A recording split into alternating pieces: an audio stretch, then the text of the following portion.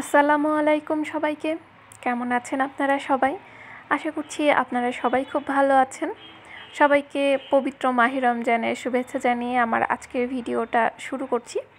চলছে রমজান মাস, আজকে দ্বিতীয় রমজান চলছে। বছর ঘুরে আবার কিন্তু রমজান মাস আমরা পেয়েছি, আলহামদুলিল্লাহ। এই এক বছরের মধ্যে আমরা জেনে না জেনে, বুঝে না বুঝে অনেক রকম গুনাহ করে ফেলেছি। তো এটাই কিন্তু সঠিক সময় আল্লাহর কাছে সেই গুনাহগুলো থেকে মাফ চেয়ে নেওয়ার। তাই একটুও সময় নষ্ট করবেন না কেউ। যে যেখানে আছেন, যেভাবে আছেন, যে অবস্থায় আছেন, আল্লাহর কাছ থেকে মাফ চেয়ে নেন এবং আল্লাহ তাআলা আপনাকে মাফ করে দেওয়ার জন্যেই এই রমজান মাসে সকল দরজা খুলে রেখেছে। এই রমজান মাসে অনেকের মধ্যেই অনেক রকম পরিবর্তন দেখতে পাবেন। এসব পরিবর্তন দেখে কেউ হাসাহাসি করবেন না, কারণ রমজান মাস আসেই কিন্তু আমাদের সকলকে পরিবর্তন করতে। এবং সাথে করে আল্লাহর কাছে বেশি করে বলবো যেন এই পরিবর্তনটাই আমাদের জীবনে সারাটা জীবন ধরে রাখতে পারি। চলছে এখন রহমতের প্রথম 10 দিন। এই রহমতের প্রথম 10 দিন অবশ্যই আল্লাহর কাছে বেশি বেশি জিকির আজকার করবেন এবং লা ইলাহা ইল্লাল্লাহু মুহাম্মাদুর রাসূলুল্লাহ যে যত পারেন চেষ্টা করবেন জিকির করার। নামাজ, রোজা, জিকির এগুলো লোক দেখানো কিছুই না, নিজে নিজে করবেন, একা একা করবেন। কে বেশি পড়লেন, কে কম পড়লেন, কে ভুল করলেন, কে সঠিক পড়লেন, এই বিষয়গুলো নিয়ে একদমই তর্কে জড়াবেন না। সঠিক আর ভুল এটা বিচার করার মালিক কিন্তু আল্লাহ। তাই কে কি বলল কি না বলল সেদিকে কান না দিয়ে আপনার কাছে যেটা ভালো মনে হচ্ছে আল্লাহর ইবাদত সেই অনুযায়ী আপনি করবেন। অনেক দিন পর একটা ছোট্ট ভিডিও নিয়ে আপনাদের সামনে হাজির হলাম। এই রমজান মাসে এখন অন্যান্য কাজের চাপটা কমে গেছে, এখন আল্লাহর ইবাদত বন্দেগীতেই বেশি মশগুল থাকা হচ্ছে।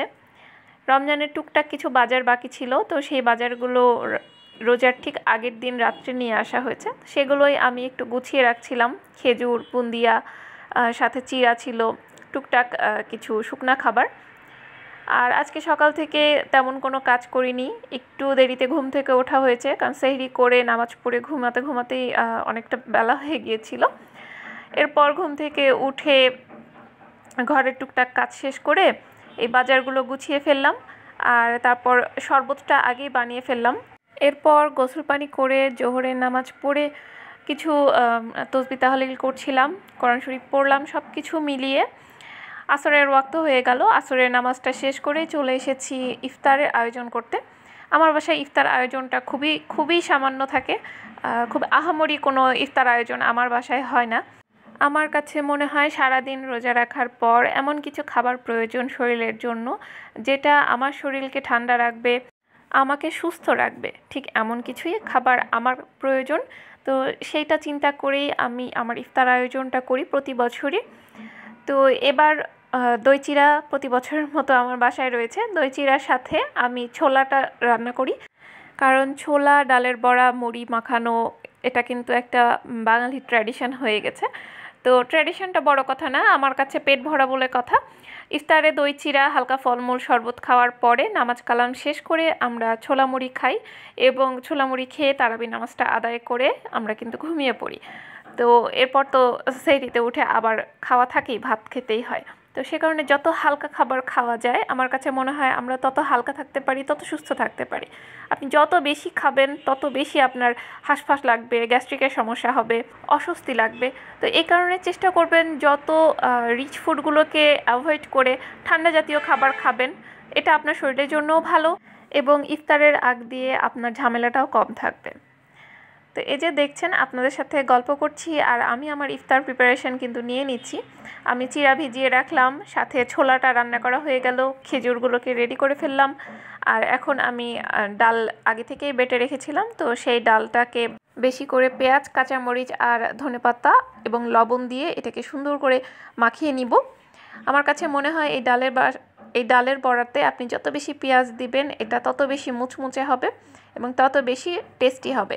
আর ডালটা যখন বাটবেন চেষ্টা করবেন ডালটাকে একটু আধা ভাঙ্গা রাখতে। একদম পুরোপুরি মিহি পিষে ফেললে কিন্তু সেই ডাল বড়াটা একদমই মুচমুচে হয় না এবং টেস্টও আমার কাছে পার্সোনালি কম লাগে। তো এই কারণে আধা ভাঙ্গা ডাল রাখবেন আর সাথে পেঁয়াজটা একটু বেশি করে দেবেন, ডুবো তেলে ভাজার চেষ্টা করবেন। ডুবো তেলে ভাজলে কিন্তু যে কোনো খাবারের তেল পরিমাণেও কম লাগে এবং গায়ের সাথেও তেলটা কম লেগে থাকে। এরপর আমি ডালের বড়াগুলো ভেজে নিব। আমার ইফতারের প্লেটে প্রতিদিন কিন্তু দই চিড়াটা থাকবেই। প্রতিদিন খেতে খেতে যাতে আমার কাছে একঘেয়েমি না লাগে এজন্য আমি কিন্তু এক এক দিন এক একভাবে খেয়ে থাকি।